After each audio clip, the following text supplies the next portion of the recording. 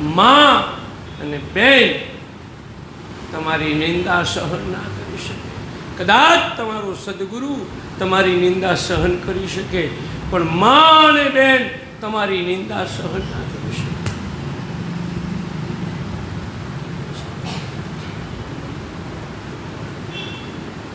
એટલા માટે કહેવાનો મારો છે, યુદ્ધમાં અર્જુન સગપણ આડો આવે કે નહીં? આ તમતત છે અમર અર્જુન, તારી કીર્તિને કલંક લગાવે.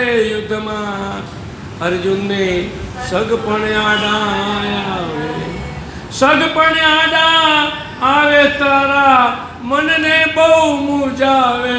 યુદ્ધમાં અર્જુનને સગપણ આડા આવે. ભાગવતમાં સગાવાલાને શિયાળવા કૂતરા કહ્યા છે, કારણ કે પેલા શિયાળવા કૂતરા જેમ રાતે રડે ને એમ હગાવાલા મર્યા પછી રડવા માંડે. એટલે સગાઓથી પ્રેમ રાખવાનો બહુ મોહ સકલ વ્યાધિ ન કરો. બધી જ વ્યાધિઓનું મૂળ છે. ડોગરેજી બાપા દષ્ટાંત ખાસ કહે છે કે પટેલનો જુવાન જો છોકરો મરી ગયો, પટેલ રડે છાનો નો રે, એટલે પેલા સાધુ કે अरे संसार में क्या लिखा है, वो छोड़ दो, भगवान का भजन करो. केवुं तो सहेलुं छे. आज हमने देखो, हमने संसार छोड़ दिया है, हमको क्या पड़ी है कुछ. थोड़ा दाड़ा પછી સાધુની પાળેલી એક બકરી મરી ગઈ અને સાધુ પોક મૂકીને રડવા માંડ્યા. સોના જ ન રે. તે પેલો પટેલ આવીને કે મારો છોકરો મરી ગયો ત્યારે તમે જ્ઞાન આપતા હતા, તે કે છોકરો તારો બકરી મારી. આ દશા રડવાનું. ડોક્ટરો તો એમ કે છે, 8 વિશ્વાસી ડોક્ટરો કહે છે કે મારે બલૂન મુકાયેલું, મારા અંગાતના કેટલા 20 છોકરા મારા મિત્ર મરી ગયા એટેકમાં. મને કે તમે ને ડૉક્ટર કે તમે કથા વાંચો છો ને રડતા હશો, એટલે તમને છે ને એટેક ન આવ્યો એટલે બલૂન મુકાઈ ગયું ટાઈમસર. 50% નળી બ્લોક હતી. હું તો કસરત કરું, ચાલું, ખાવા પીવાનું પહેલેથી પણ તોય આવ્યું. સ્વામી વિવેકાનંદને 39 વર્ષની ઉંમરમાં મૃત્યુ પામ્યા હતા. એમને ડાયરેક્ટ મહાયોગી લો. ભાઈ દેહના દંડ તો અચ્છા ભોગવવા, એમાં કાંઈ છૂટકો નથી. કે મહાયોગી આત્મસાત કરી લો, અદ્વૈત યોગ સાધેલો, ગુરુને ઓવરટેક કરીને આગળ નીકળી ગયેલો. પણ રમણ મહર્ષિને જલંધર થયું, ડોગરેજી બાપાને કેન્સર થયું. અને આ બેન કાલકાંતાબેન હું ગયેલી, હું પણ પોતે એમનો અઠવાડિયા શરીર છોડવાનું હતું. સંતરામ મંદિરમાં એમના દર્શને ગયો. બાપજી કીધું હું તો હાવ ડોબા જેવો છું, મને કોઈ આશીર્વાદ, બેટા કથા કરજે બેટા કથા કરજે. બસ આટલું બોલ્યા. અઠવાડિયા પછી એમનું જે છોડી ગયું. મારા ઘેર મારા બાપુજી કહેતા, પુનિત મહારાજ મારા ઘેર આવેલા, એમ કહેતા સંસાર શેરડીનો સાઠો, ડગલે ડગલે દુઃખ કેરી ગાંઠો. પેલા વંદન ગાઓ છો, પહેલું વંદન માતા પિતાને. પુનિત મહારાજે 5મું વંદન પરમેશ્વરને નહીં પરણેતરને લખ્યું છે, પણ વસ્તીએ પરમેશ્વર કર્યું છે. પરણેતર જે છે માં એની હદ હોય, એક ટાઈમ પૂરો થઈ જાય, જતી રહે. તમારું કોણ? બેન શાસ્ત્રે જતી રહે, દીકરી શાસ્ત્રે જતી રહે. છેલ્લી અવસ્થા જે આ સંસાર રામાયણમાં મારે એ કહેવાની કે છેલ્લી અવસ્થામાં માત્ર પતિ પત્નીનો સહારો રહેતો હોય છે. તમારા કોઈ હગા ન થાય, પત્ની જ થાય.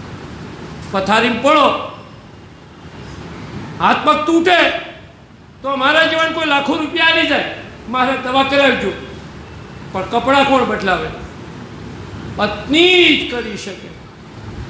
એટલે એક કરોડ ભીત બે હંગાથી ન પડે. પડો તો સારું, મકાન નવું થઈ જાય. પત્ની છે ને એ પછી જ છે, પછીનું વેલ્યુ બહુ જ છે. ચોર ત્યાંથી આવે, પતિ છે કરો છે. એટલે બંને એકબીજા. અને સુરેશ દલાલ કવિ એમ લખે છે કે હજુ એક ડોસો ડોશીને પ્રેમ વાલ કરે છે.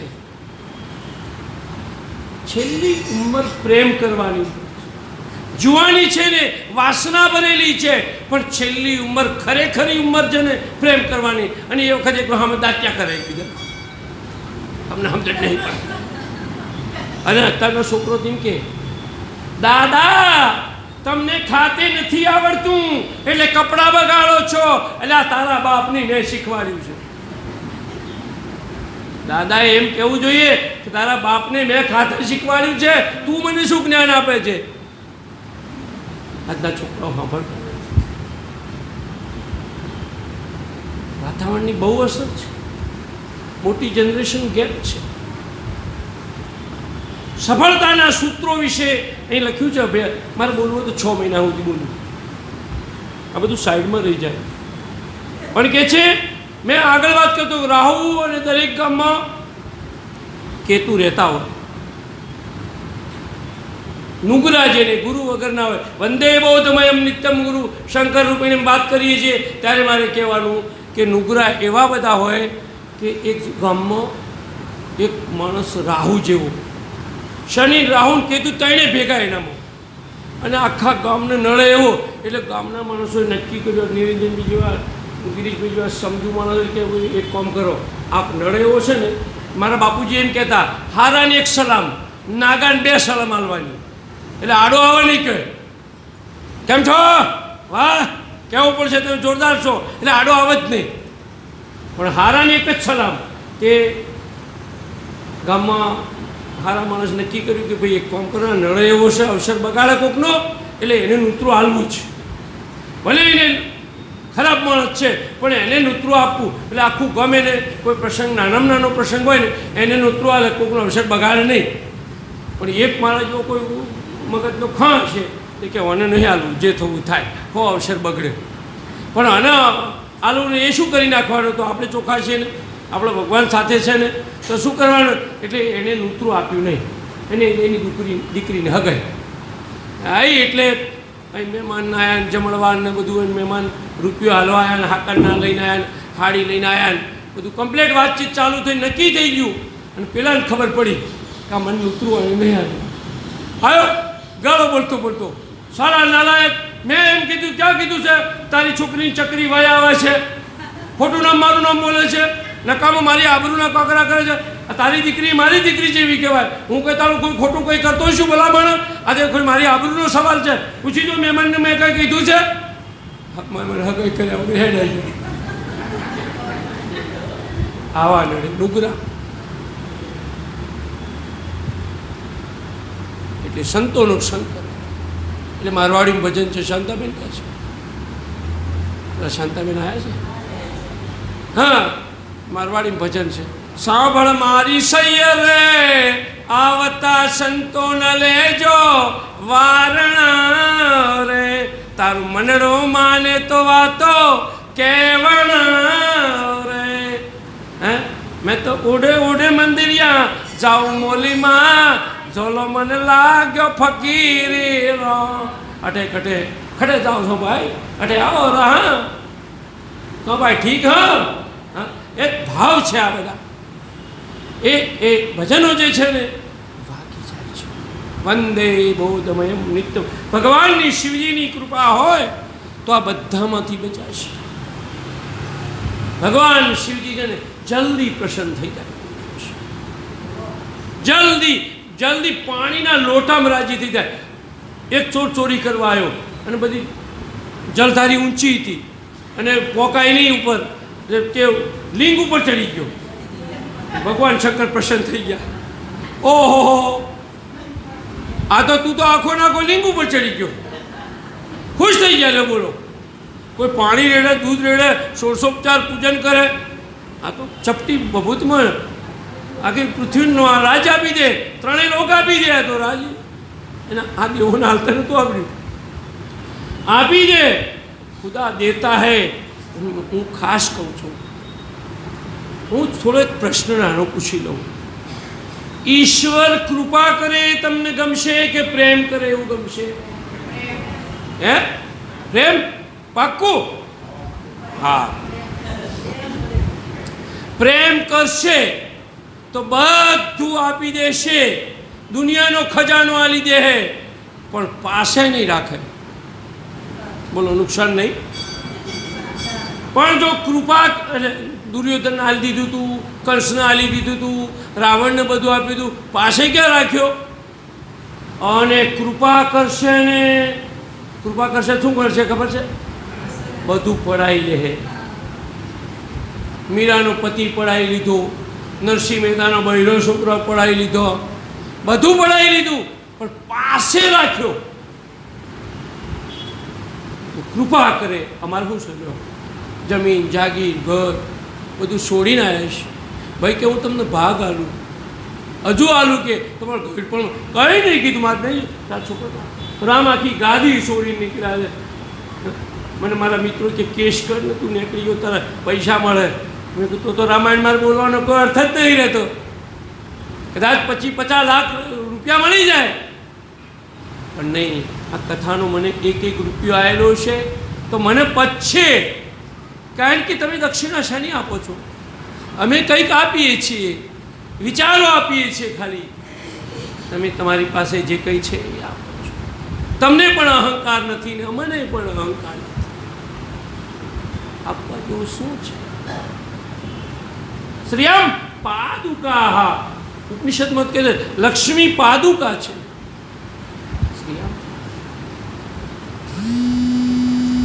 જ્ઞાન છે એટલે પરમાત્માની આ કૃપાથી આપણે ભગવાનનો આ શ્લોક કરી રહ્યા છીએ. વંદે બૌદ્ધમયમ નિત્યમ ગુરુ શંકર રૂપિણમ યાભ્યામ વિના ન પશ્યંતિ સિદ્ધા શાંતથમેશ્વર. કણ કણમાં પરમાત્મા છે એવું આપણે કહીએ છીએ. કણ કણમાં પરમાત્મા છે એવું કહીએ છીએ કે નહીં? હરિવ્યાપક સર્વત્ર સમાના એવું કહીએ છીએ કે નહીં? પણ કણ કણમાં પરમાત્મા છે એવું કહેવું એના કરતા કણ કણ પરમાત્મા છે.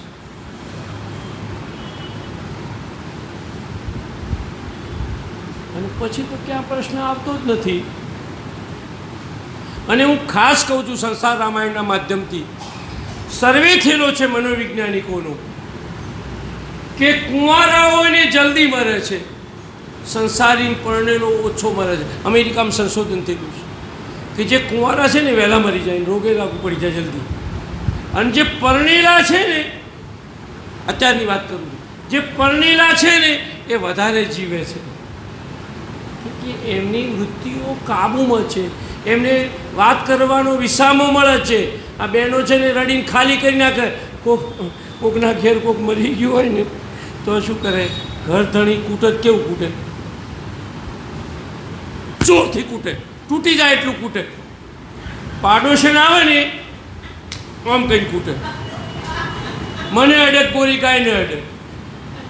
અને પેલી દુશ્મન આવે ને, રાજી ન હોય, આપણા હારા રાજી, સો ગયો, સો ગયો, મારા બાપના ખાડે મારી ગયો, કે નડતો તો તે સો ગયો. કે દુનિયા યાદ કરે કેટલાકના મૃત્યુ અફસોસકારક હોય છે. રાવણનું મૃત્યુ અફસોસકારક છે, પણ રાજા દશરથનું મૃત્યુ શોકકારક છે. આટલો જ્ઞાની પણ કાંઈ કરી ના ગયો રાવણ. રાજા દશરથને આપણે યાદ કરીએ. કેમ કે રામના વિયોગમાં પોતાના પ્રાણને તણખલાની જેમ તજી દીધા. આજે એના ચરિત્ર ગવાય છે. આપણે એવું જીવન જીવીએ કે આપણા ઉપર કોઈ ફિલ્મ ઉતારે, પિક્ચર ઉતારે, નાટક ઉતારે. ગાંધીજી એવું જીવન જીવ્યા કે આજે ગાંધીજી ઉપર ફોરેનના એડનબરોએ ફિલ્મ ઉતારેલી. સરદાર વલ્લભભાઈ પટેલનું સ્ટેચ્યુ સરદાર સરોવર આગળ મુકાયું, વિશ્વની અજાયબી તરીકે મુકાયું, કારણ કે એવું જીવન જીવી ગયા છે.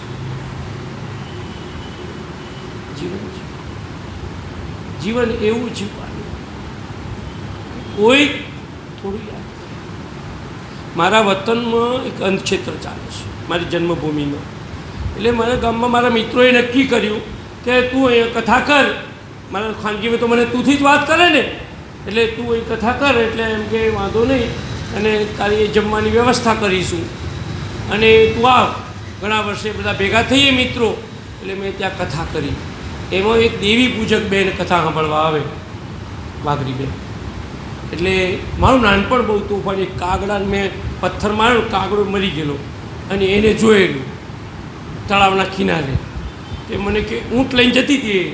પછી હું તો કથા કંઈ નીકળ્યો કે હા કે મહારાજ થઈ ગયા છે, અને કે કાગડાએ મારી નાખ્યા છે, કે મહારાજ થઈ ગયા છે. મેં તું મગાની બહુ છે ને, તું પતિનો મગન? કે મગાની બહુ છે ને?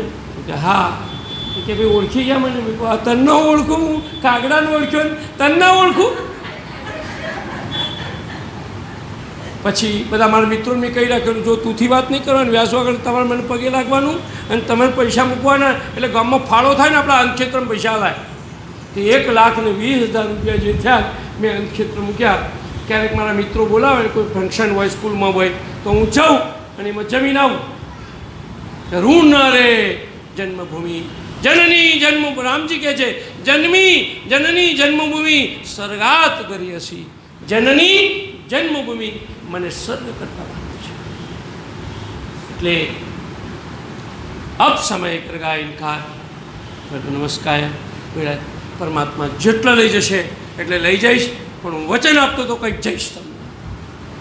આભાર, ધન્યવાદ આપ સૌની અંદર બેઠેલા મા ભગવતી સીતાને, ભગવાન રામને વંદન કરીને મારી કાલી ગયેલી વાણીને વિરામ આપું છું.